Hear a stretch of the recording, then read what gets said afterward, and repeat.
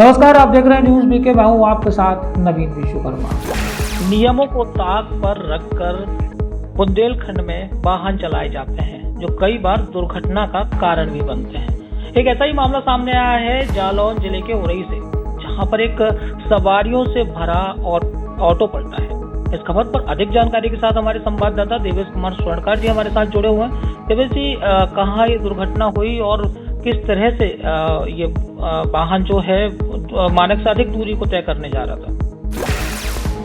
देखिए नवीन जी, सबसे पहले तो अपने दर्शकों को ये बताना चाहेंगे कि ये घटना जालौन जिले के जालौन कोतवाली क्षेत्र के जालौन भिंड मार्ग पर सुधार पुलिया के पास हुई, यानी बुंदेलखंड एक्सप्रेस वे से महज 5 किलोमीटर पहले ही दुर्घटना हुई है। और इस दुर्घटना के पीछे का जो कारण बताया जा रहा है वो ये है कि उरई से ऑटो रिक्शा में लगभग आधा दर्जन सवारियां बैठाकर ऑटो रिक्शा मध्य प्रदेश के मछंड जा रहा था, यानी कि उरई से लगभग 70 किलोमीटर की दूरी तय करने वो ऑटो रिक्शा जा रहा था। और जैसे ही सोढ़ार की पुलिया के पास पहुंचा तो सामने से आ रहे एक बाइक सवार ने एक बड़े वाहन को ओवरटेक किया। उसके बाद फिर वो अपना नियंत्रण नहीं रख पाया और ऑटो से जा टकराया।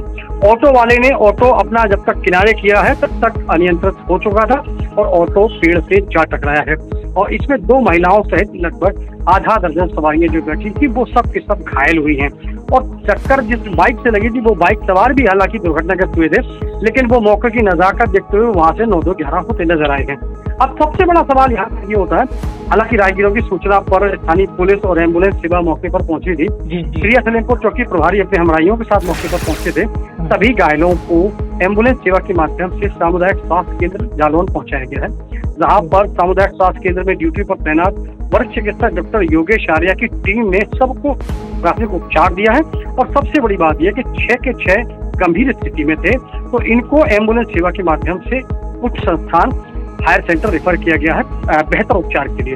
लेकिन नवीन जी, यहाँ पर एक सवाल बड़ा खड़ा होता है। मैंने आपका सवाल मैंने पहले ही सुन लिया था, शुरुआत में ही आपने जो कहा था कि आखिरकार मानकों को दरकिनार कर ये वाहन चल कैसे रहे हैं। तो हम आपको बता दें नवीन जी, उत्तर प्रदेश परिवहन विभाग के द्वारा जो एक गाइडलाइन जारी की गई है वो ऑटो रिक्शा के लिए ये है कि ऑटो रिक्शा हाईवे पर नहीं चलेंगे, नंबर 1।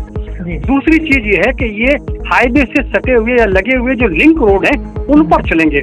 और तीसरी चीज ये है कि इनका 16 किलोमीटर का जो रेडियस तय होता है उस रेडियस पर ही ये चलेंगे, इसके अलावा अन्यथा नहीं चलेंगे। लेकिन जालौन जिले में प्रायः ये देखा जा रहा है कि जालौन से औरैया, जालौन से भिंड तक और जालौन से मौका लग जाए तो मोक्ष तक और जालौन से पोखराया यानी कि कानपुर देहात तक और हमीरपुर तक ये वाहन अपना दूरी तय करते हैं।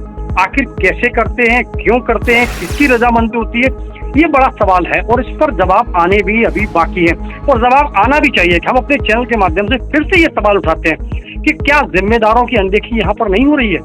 अगर जिम्मेदारों की अनदेखी अगर हो रही है तो क्यों हो रही है, इसके पीछे का कारण क्या है? क्या जिम्मेदार इस संलिप्तता में लिप्त हैं या फिर उनको चकमा देकर ये ऑटो रिक्शा या ये परिवहन जो है वहां पर चल रहे हैं? जी नवीन जी। बिल्कुल देवेश जी, या ये कहा जा सके कि अगर हम ये भी कह सकते हैं कि उसमें संलिप्त है, या ये कह सकते हैं कि लापरवाह इस ओर ध्यान ही नहीं देते। लापरवाही सिर्फ एक बात पर नहीं हो रही है, एक जिले से दूसरे जिले में, जबकि कोई भी टैक्सी होती है इसका अधिकतम एक जिले के अंदर ही उसकी मान्यता होती है कि एक जिले से बाहर नहीं जा सकता। एक जिले से, जैसा कि आपने बताया, कालपी से कानपुर देहात, जालौन से कानपुर देहात तक वाहन जा रहे हैं, हमीरपुर जिले तक जा रहे हैं, यहाँ तक कि मध्य प्रदेश की सीमा तक ये वाहन चलाए जा रहे हैं। दूसरी चीज, सबसे बड़ा जो कारण है दुर्घटनाओं का वो है क्षमता से अधिक सवारियां भरना, क्योंकि एक आपे में 3 सीटर होता है, 4 सीटर होता है, 5 सीटर होता है या 6 सीटर होता है, लेकिन इसके अलावा भी सवारियां एक छोटे क्षमता से अधिक सवारियां भरी जाती हैं। और सिर्फ ऐसा नहीं है कि सवारी वाहन, आप सुबह देखिए, खासतौर से जालौन में देखा जाता है कि स्कूली वाहन होते हैं जहां 4 या 6 बच्चों के बैठने की जगह होती है, वहां 1 दर्जन से ज्यादा बच्चों को, मासूमों की जानों को खतरे में डाला जाता है। कई बार खबरें चलाई, आपके द्वारा खबरें चलाई गई, लेकिन फिर भी ये प्रशासन जो है 2 दिन की कार्रवाई के बाद आखिर मौन क्यों हो जाता है? उस जिले के उच्च अधिकारी इस बारे में क्यों कुछ बात नहीं करते?